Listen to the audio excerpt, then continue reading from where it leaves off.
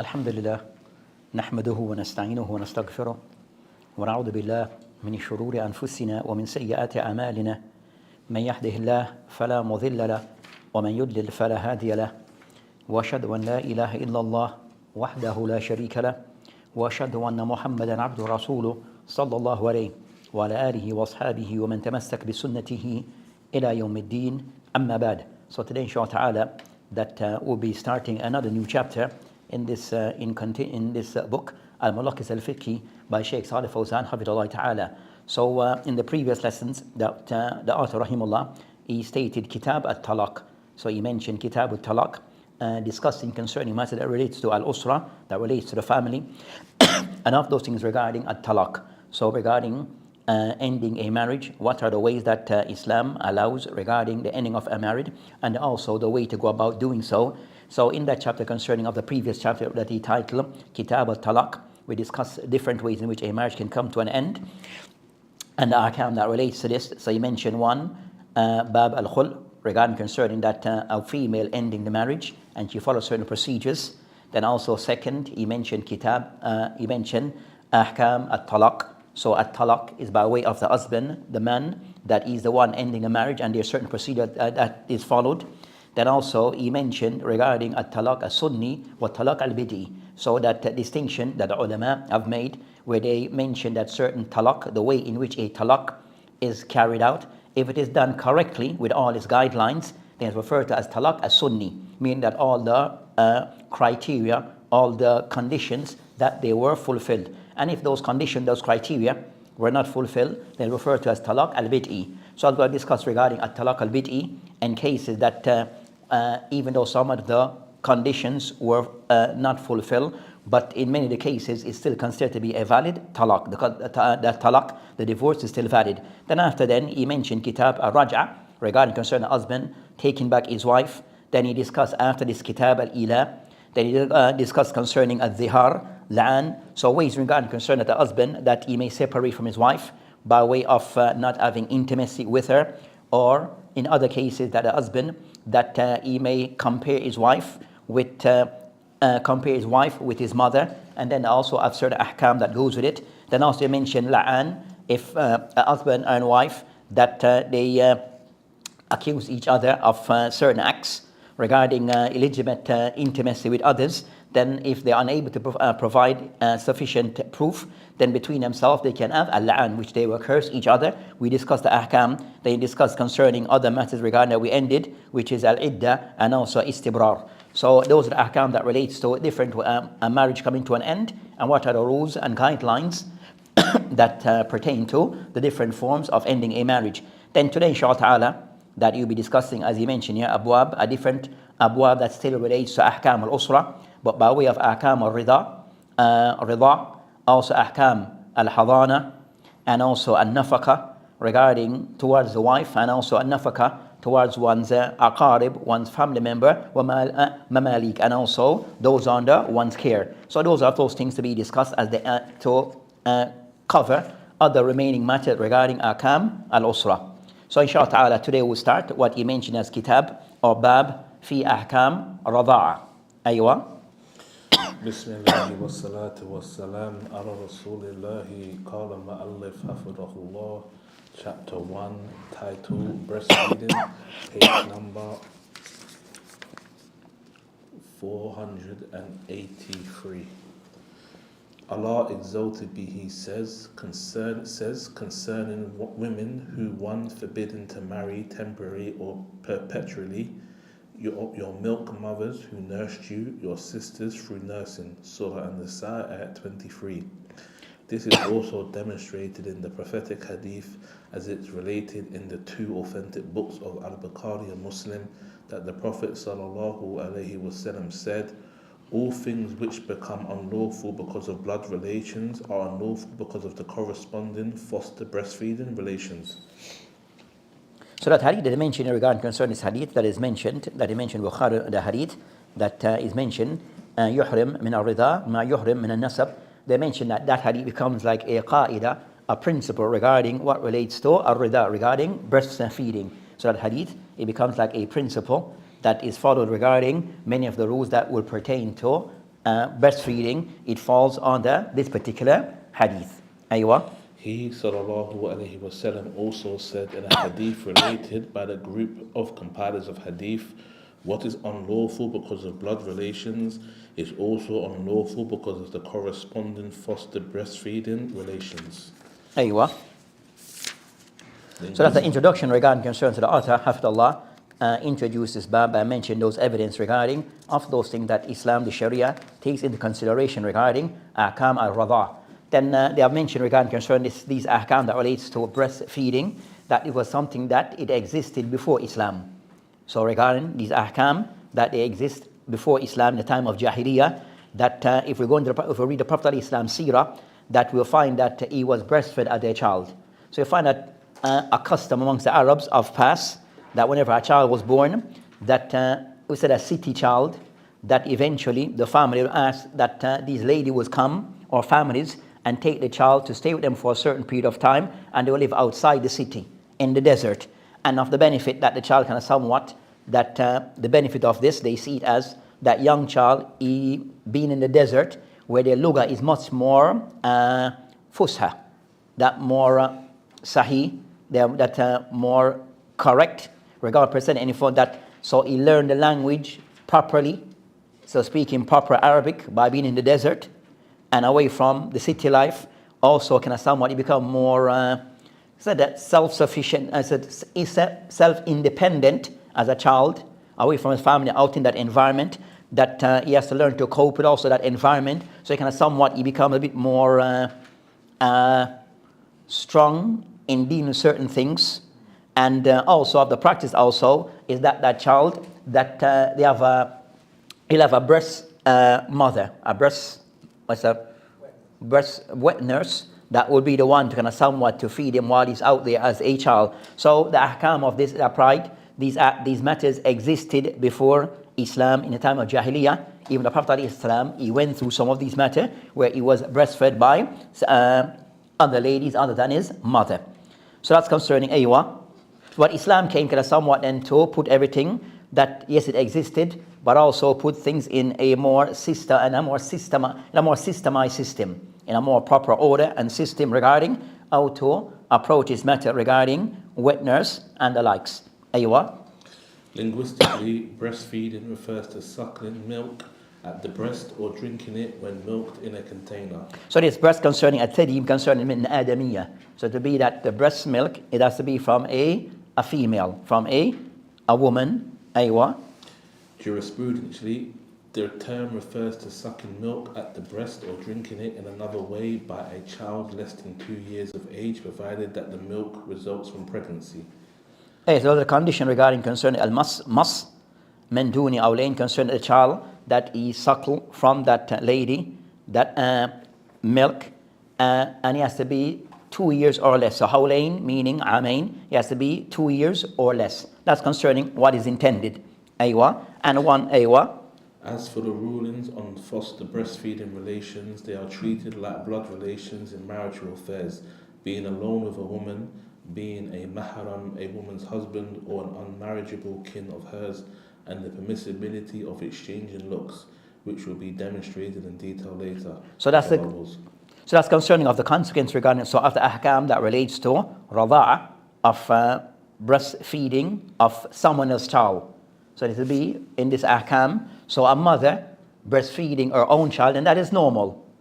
But in this case of radha is in the case where a lady, she's breastfeeding someone else's child that is not her child. So concerning the ahkam that relates to this, that if a lady was to do so for another child that is not hers, then of the ahkam that relates to an-nikah, so somebody relates to nikah, that child may not be able to marry certain of that lady's children. Also al-khalwa, that for that child, even if they grow up, that they're considered to be like a family member. So like a family member where he can see that lady here. Also mahriya, he can travel with her as a mahram. So, and also he can see her as she will normally function in her house. So that child becomes like a child of hers as to the general, as for some ahkam, Aywa. As for the rulings on foster breastfeeding relations, they are treated like blood relations in marital affairs. Oh, sorry. However, there are two conditions, the fulfilling of which renders the rulings on blood relations acceptable to foster breastfeeding relations. The first condition, the nursed baby must have 5 sucks or more. For Aisha radiallahu anha narrated, it had been revealed in the glorious Quran that 10 clear sucks make the marriage unlawful. Then it was abrogated and substituted by 5 sucks, and Allah's Messenger sallallahu alaihi wasallam died while it, i.e. the verse indicating 5 sucks, was still recited as a verse of the Quran, for some Muslims were unaware that it was also abrogated, related by Imam Muslim. The abrogation here is acceptable only on the recitation and not to the juristic ruling. This narration gives more elaboration to the general meaning of the above-mentioned verse and hadith as far as nursing is concerned. So they mentioned so of the ahkam that relates to al-rada, breastfeeding, they mentioned that there's 2 conditions that has to be fulfilled for these rulings to apply. Then I mentioned the first is looking at how many times have the child sucked from that breast, from that lady's breast. So the wet nurse concerning how many times the child has actually sucked from her breast. There's a khilaf between the ulama that what is mentioned regarding the mention how many times here? 5. So it has to be 5 or more. So anything below 5, then the rule does not apply. So I said that's the madhab though, that's the view taken by the Hanabila and also the Shafi'iyah. So the Hanabila and the ulama of the Shafi'iyah, that they take that the ruling applies of the condition, this first condition, that has to be 5 suckling or more. Anything less than this, then it doesn't count. It doesn't apply. So that's the, you find that the Hanafiya and the Malikiya, that they all opposite that they said no yuhrim qalil al-rida, that where it is a small amount or a large amount, the ruling applies. So they see it as something which is open. So as long as some form of feeding took place, whether this is occur many or a few, they see it as it applies. So they don't per se put a set number, whether it is something which is a small amount of numbers or a large amount of time that is have occurred, then the Ahnaf and also the Malikiya take that the ruling applies. Then the third opinion is that of the Zahiriyya. So Dawood al-Zahiriyya, he holds concerning that, and also Abu Thur, that has to be 3 or more suckling. They mention, and there comes this country, the hadith in the Sahih Muslim, the hadith of Aisha radiallahu anha, which she mentioned, وَيُحَرِّمْ الْمَصَّ أو مَصَّان, that breastfeeding, it becomes haram if it occurs once. They say once or twice. La yuhrim, it does not occur, if it does not applies if only 1 or 2 suckling took place. So they mention anything over 3, then it applies. Because they mention la yuharrim, it does not allow to harrim, that it doesn't become haram if it occurs once or twice. So with them, anything above 3, then it applies. And the hadith in the Sahih Muslim. So that's concerning the aqwal of the ulama and the qawla that is mentioned, the view here, which is the view of the Hanabila and the Shafi'iyah, 5 times or more. Anything below this, it does not apply. Also, look at the benefit they mentioned that فَهَذَا مِن نَسْخ التِّلَاوَةِ دُونَ عَلَى الْحُكُمِ, that this ayah was mentioned at one point in the Quran, then it was removed, but the ruling still applies. So you have concerned a naskh, abrogation at times where the verse is not read, but the ruling still applies. And the hadith the hadith will be the one to clarify this. The Prophet ﷺ will be the one to clarify that ruling still applies, even though the verse is not mentioned anymore in the Quran. It is removed from the Quran. Aywa. Al-Zahir, Dawood al-Zahiri. Aywa, so 3 aqwal. Aywa. The second condition is that the nursed baby is to be breastfed 5 sucks or more during the nursing period, which is 2 years. For Allah exalted be He says, mothers may nurse, i.e. breastfeed their children 2 complete years for whoever wishes to complete the nursing period. Surah Baqarah ayat 233. This verse signifies that the breastfeeding meant here is the one which takes place during the 2 years of nursing. This is also asserted in a hadith in which the Prophet ﷺ says, the only breastfeeding which makes marriage unlawful is that which is taken from the breast and enters the bowels and is taken before the time of weaning. Al-Tirmidhi says, this is a Hasan, good, authentic hadith. This hadith means that the nursing which prohibits marriage is that which the nursed baby gets into his bowels in a way that nurtures him and makes his bowels grow and enlarge. Thus, the little insignificant nursing that does not enter the bowels of the nursed baby nor render them wide does not prohibit marriage. Besides, the nursing which prohibits marriage and to which the ruling on blood relations are applied is that which takes place before the weaning. This is to say, the prohibited marriage and other affairs is the one occurring while the nursed baby is still taking his nourishment only by breastfeeding. Only milk which makes his flesh grow and thus becomes a part of him in the form of flesh and bones. As I mentioned, so the second condition is mentioned that they mention that this also have to occur within the first 2 years of the child's birth. So the first 2 years of the child's birth, then that's the condition. That's a matter of the Jumhur, the position taken by the Hanabila, and also position that is taken by Abu Yusuf, the Sahib Abu Hanifa, and also his second companion, Muhammad ibn Hassan al-Shaybani. So of the companions of Abu Hanifa rahimahullah is two main companions, Abu Yusuf and also Muhammad ibn Shayban, that also they are of this view, and also Imam Malik, and also is the madhab of the Shafi'iyah. So majority of the ulama is of the view that this the breastfeeding has to occur within the first 2 years of the child's birth. Aywa. It is considered a suck when the nursed baby starts sucking milk at the breast, then stops for breathing or sucking another breast or for another reason. If he returns to the same breast afresh after that pause, it is considered 2 sucks even if this occurs at one time. This is because the lawgiver has defined a certain number for prohibiting nursing and not the way of nursing itself. It is rather determined to be a suck according to the commonly acknowledged customs. If the milk enters the abdomen of the nursed baby without being sucked, by way of letting it fall in drops into his mouth or nose, or by drinking it from a container and the like, it is then treated as being sucked at the breast as far the juristic ruling is concerned. This is because the nursed baby takes nourishment from it that way the same as done in breastfeeding, provided that he sucks 5 times. Yes, at the next matter to discuss, so more clarity, the author Hafidullah, which wish to give some further clarity regarding how to go about the suckling, how does it occur.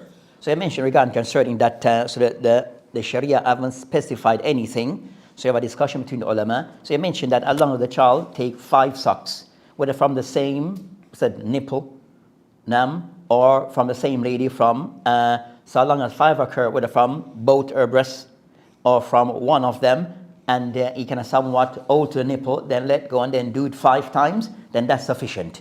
As for the amount, whether there's a full amount, half a mouth of milk, then that doesn't count. So long as milk is present, then it counts. And it does, and it is the act is repeated 5 times, whether on the same breast or nipple or both. Or both, then the ahkam, it applies as he has sucked from that lady 5 times. They have sucked from that lady 5 times.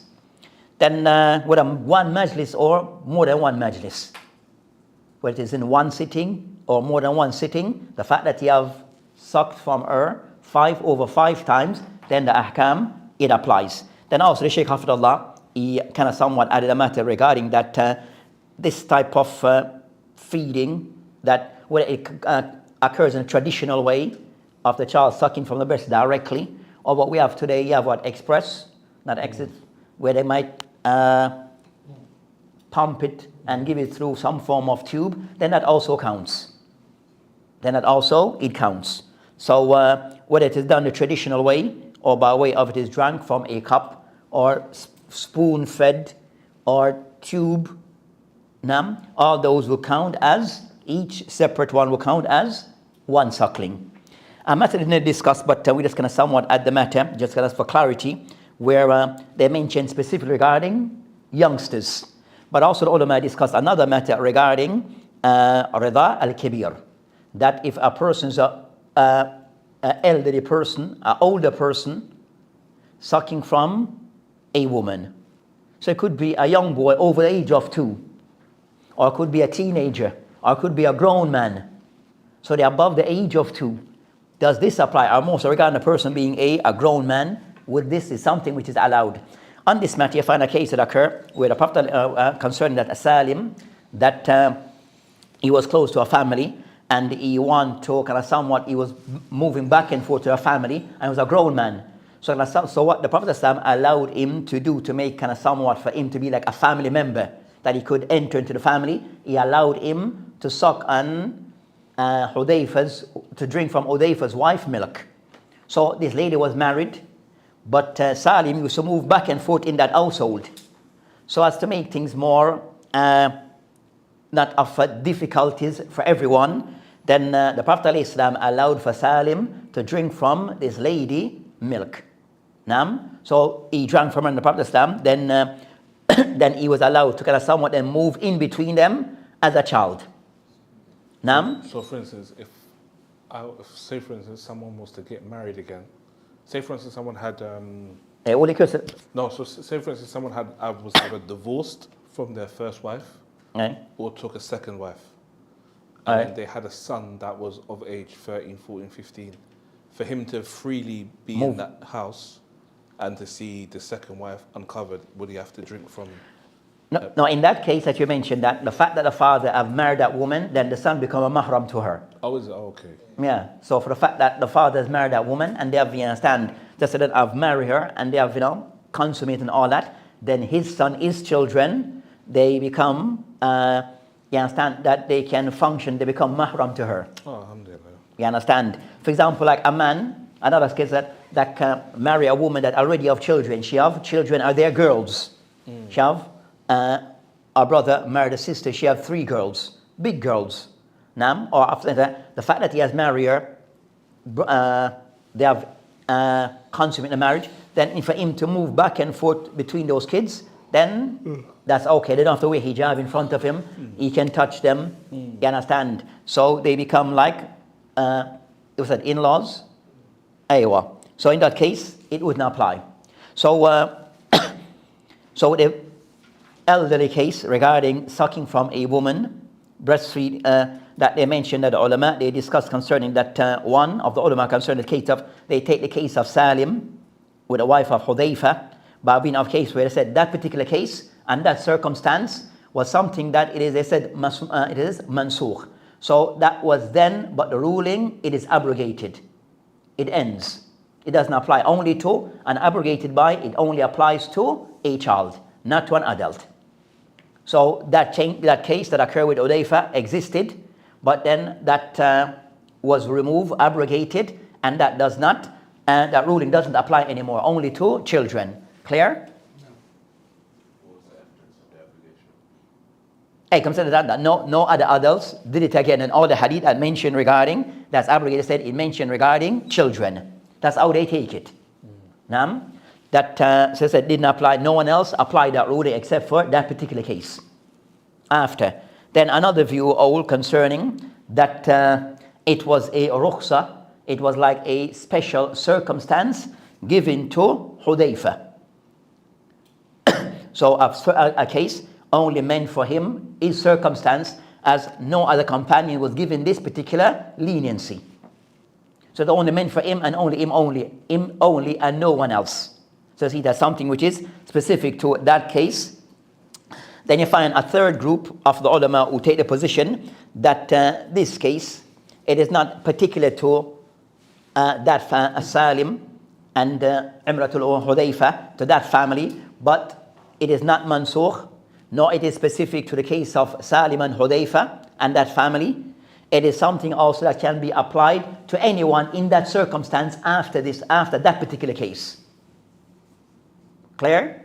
So this could apply to other case other than that of Salim and that family, anyone who's in a situation like that, then this ruling could apply to them.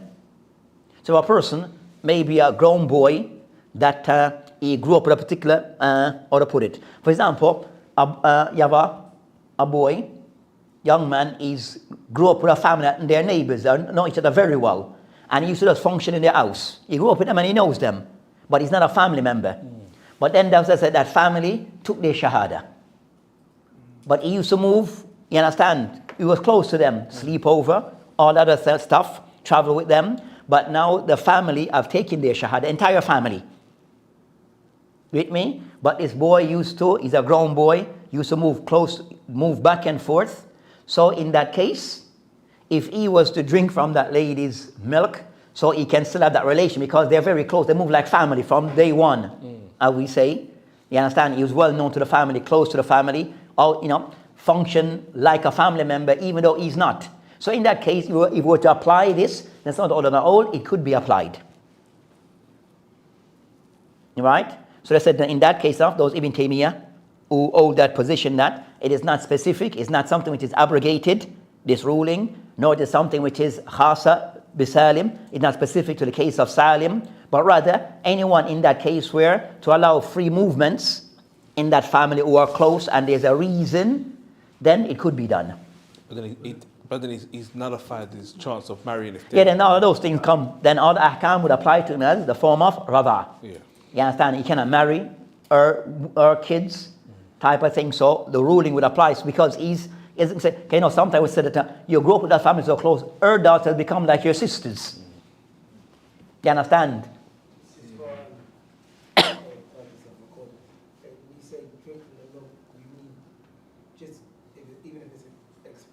If expressed, so in that case, so in the case of an adult person, in the case of an adult person, then the thing that the person be done, it would be express, or he drink from a cup or whatever. It wouldn't be like, you understand, a big man, you understand, directly drink from her, then no, that's going to be a bit awkward. Okay, so the hukum when they're speaking about it, when the ulama make this hukum, they're not specifically talking about drinking from the breast. They're saying to drink from it, meaning whether it's in a vessel,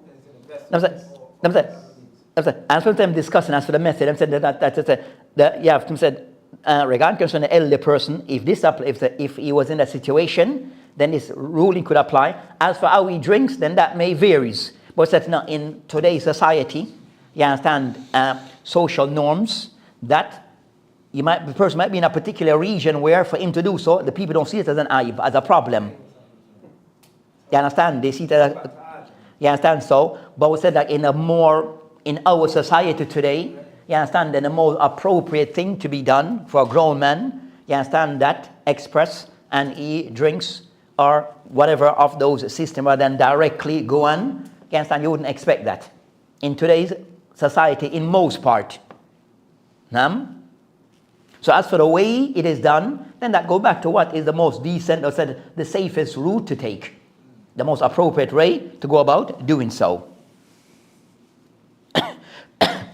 Aywa. So that's concerning that ahkam. Regarding concerning so of those who hold that, it could be done for an adult man that could be breastfed by a lady because of that circumstance that he has, that because of that situation that he has with that family, then that may be an appropriate ruling for that case. It will be an appropriate ruling for that case. So it's only from a man here to a woman. In this case, concerning that rada, is regarding concerning is more so a woman breastfeeding someone. Yeah. So said she could breastfeed a boy or she could breastfeed a girl, but it slightly more said that. So if it's a girl, you might find a family very close. For example, that father, this woman, she's married. You understand? They have a neighbor child who's a girl, but she moved in between their house, and they just want to make things to flow different. They might ask the wife to breastfeed that child, so she becomes like a family member. You understand? So it may varies whether it's a boy or girl, depending on the dynamic, the situation of that family. But the ruling applies to both boy and girl. So people sometimes, so it applies to both boy. It's not something specific to a boy only. You understand? أيوة. As for prohibited things due to nursing, the nursed baby is considered as the son of his wet nurse, since the latter has breastfed him at least 5 times when he has been under the age of 2. Thereby it is prohibited for her to marry him, and he is a mahram for her, in consideration to what Allah exalted be He says, your milk mothers who nursed you. Surah An-Nisa, ayat 23. So say just as that case concerning the boy, but for example, if that couple, husband and wife, that the wife was to breastfed a girl, then that husband can't marry that girl anymore. You understand? Cannot. That husband, you wouldn't be able then to marry that girl because she's now seen as like a daughter. She's now seen as a daughter. Anyway. Thus, it is allowed for the foster son to look at his foster mother and be alone with her. However, the foster son is not regarded as the son of the wet nurse regarding the other rulings. He is not obliged to provide her sustenance. They are not entitled to inherit each other. He is not to pay the blood money on her behalf if she kills or injures some person, and he is not empowered to act as her legal guardian. This is because the blood relations are stronger than that resulting from nursing, yet both relations are not to be treated alike as far as juristic rulings are concerned, except in matters stated in a Quranic or prophetic text, such as being prohibited to one's foster mother in marriage, being lawful to look at each other, and being alone with each other. So regarding Ahkam al-Rida, that as the author here, Afidullah, kind of clarify that it applies in some matters. Regarding the Ahkam, it applies in certain matters, and in some matters it does not apply. So as I said, like it becomes like a parent-child in some areas, and also in other areas it does not apply. By wet wet nursing. So in the area that it applies, regarding the rules that they apply, like a child, of that of a child, in that case regarding that, as we mentioned before, what?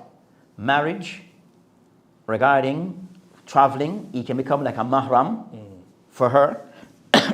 And also he can see how she would normally appear, consider, he can see her now with her ear uncovered. So those are the things, the main 3 areas that it applies.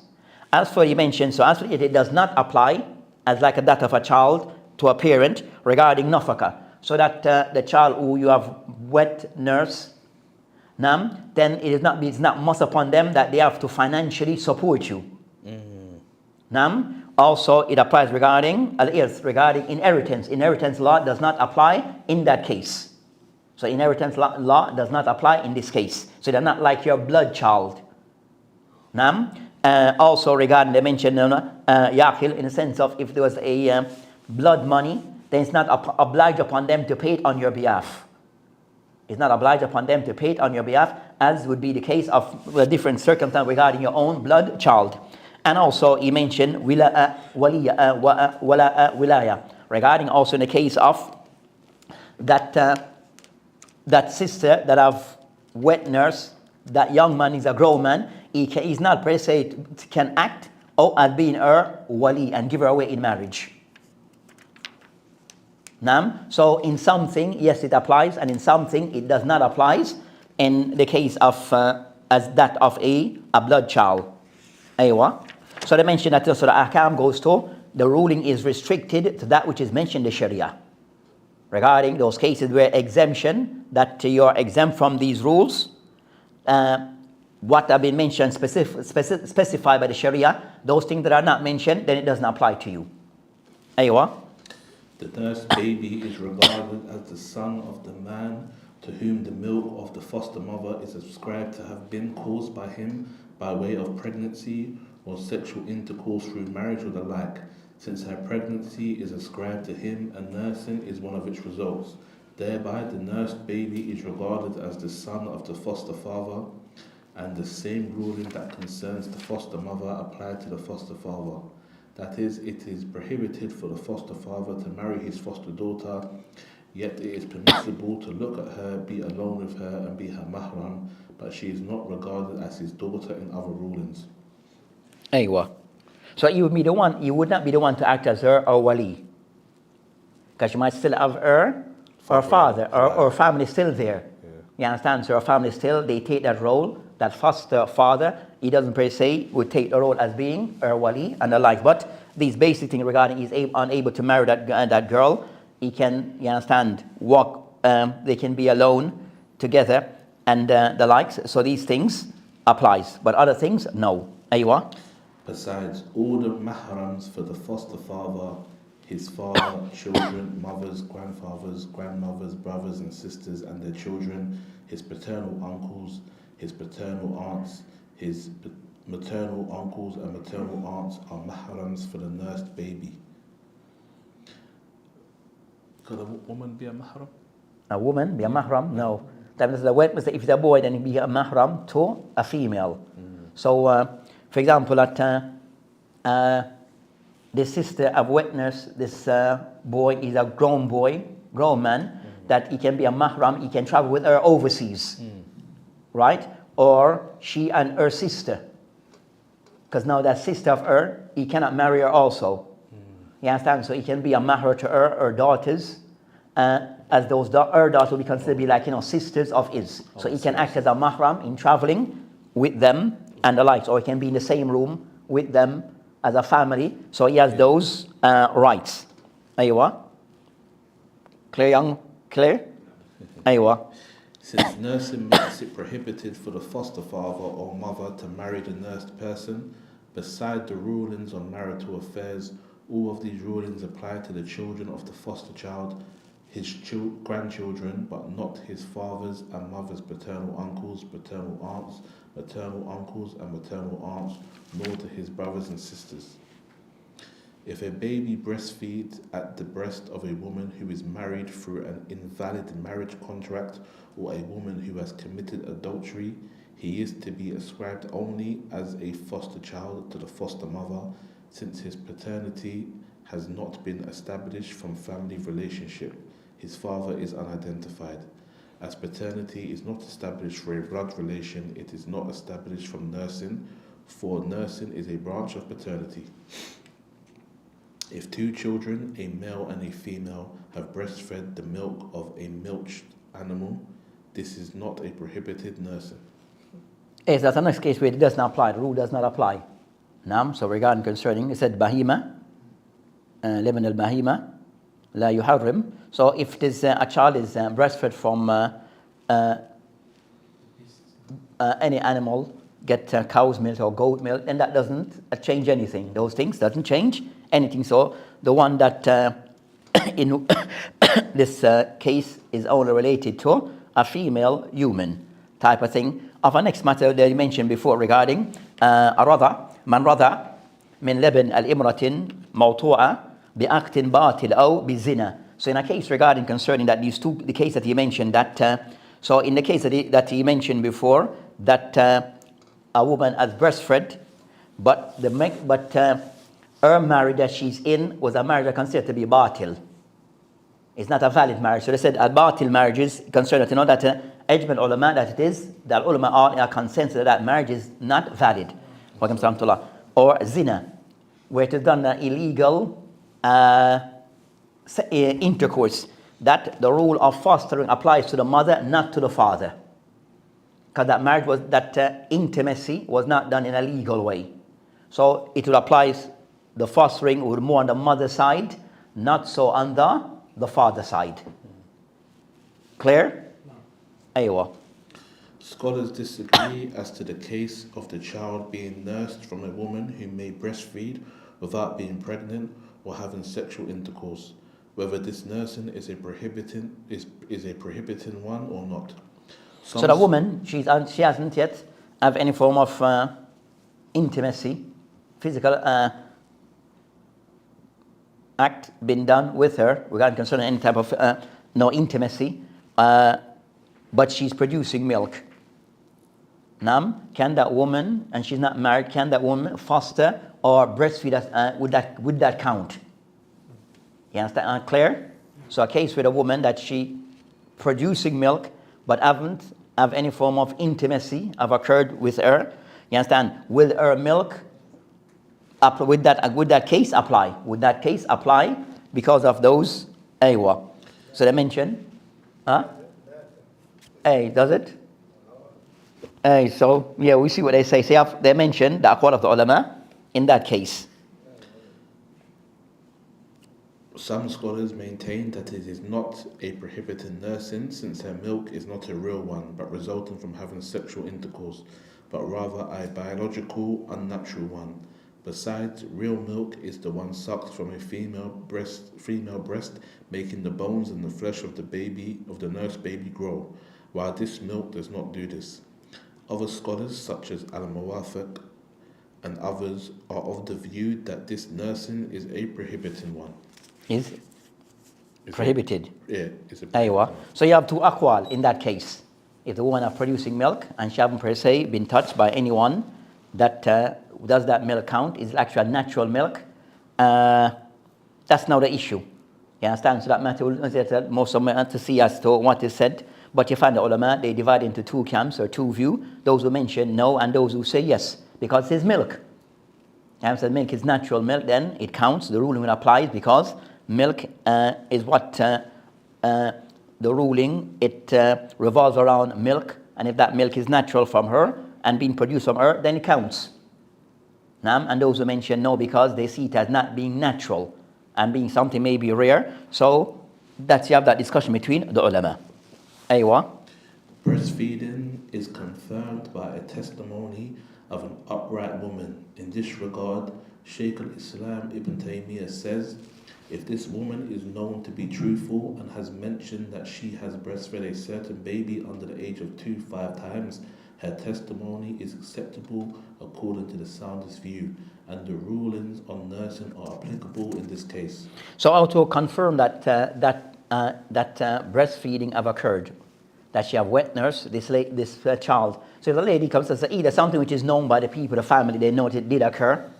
So that's clear. But in the case where it is somewhat not widely known, but she have come forward, a lady have come forward and said, no, this child, I have wet nursed them X amount of times to verify how many times, and if she's saying yes, she did. So the thing is to see, is she a truthful person? Is she known to be a truthful person? If she said to be an upright, a truthful person, then her testimony is taken. Her testimony is taken. Bible said, after the least concerning me, Bab al-Ihtiyat. So the least, why it is taken that Bab al-Ihtiyat, just talking somewhat to taking the safe route. Because I have rules that applies to it. So what then, is take the safe route, which is accept it, and the ruling then applies accordingly. Aywa. If the nursing is not confirmed or the sucks are doubted to be 5 or less and there is no evidence proving the contrary, then there is no prohibition. This is because the original ruling is that there is no nursing and Allah resulted be He knows best.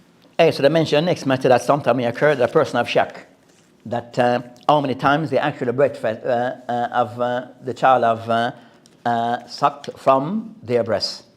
So the thing would be that the lady, she know, yes, it did occur. How many times? She's in doubt. So it did occur. Yes, I know that child sucked from my breast. That's the lady saying this. As for how many times, she's in doubt. Is it more than 5 or less than 5? Because the number is 5. So if she's in doubt as to how many times it occurs, that she's thinking, did it exceed 5 or not? Then in that case, they mentioned that the asl that they go back to, that it doesn't count as 5 until you're certain you have exceed 5. Yes, you know it did happen. So because you're in doubt, so see it as it hasn't reached the number, the 5 times until you're certain that it did occur. And I mentioned, as the asl mentioned, لأن الأصل عدم الرضاعة, as the asl that it didn't occur until you can prove it occurred the amount of time that it should. With that, inshallah ta'ala, is the end of this lesson. So inshallah ta'ala, we'll end there and continue. Okay, بعد الأذان.